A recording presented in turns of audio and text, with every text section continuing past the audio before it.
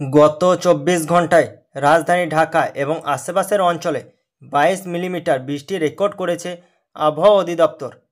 শুক্রবার সকালে প্রকাশিত পূর্বাভাসে জানানো হয়েছে, সকাল 7টা থেকে পরবর্তী 6 ঘন্টায় ঢাকার আকাশ আংশিক মেঘলা থেকে অস্থায়ীভাবে মেঘলা থাকতে পারে। এ সময় হালকা বৃষ্টিও হতে পারে।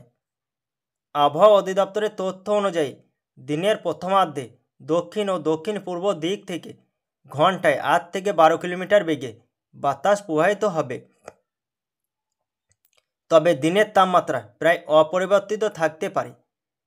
পূর্বাভাসে আরও জানানো হয়েছে, সকাল 6টায় ঢাকার তাপমাত্রা ছিল 27.8 ডিগ্রি সেলসিয়াস এবং আর্দ্রতার মাত্রা ছিল 92%।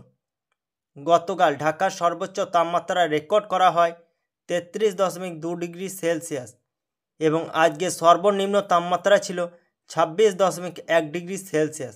অন্যদিকে গতকাল রাতে আবহাওয়া অধিদপ্তর থেকে প্রকাশিত সারা দেশের পূর্বাভাসে জানানো হয়েছে, সন্ধ্যা 6টার মধ্যে রংপুর, ময়মনসিংহ, চট্টগ্রাম ও সিলেট বিভাগের অনেক জায়গায় এবং রাজশাহী, ঢাকা, খুলনা ও বরিশাল বিভাগের কিছু কিছু জায়গায় অস্থায়ীভাবে দমকা হাওয়াসহ হালকা থেকে মাঝারি ধরনের বৃষ্টি বা বজ্রসহ বৃষ্টি হতে পারে। সেই সঙ্গে সারা দেশের কোথাও কোথাও মাঝারি থেকে ভারী বর্ষণ হতে পারে।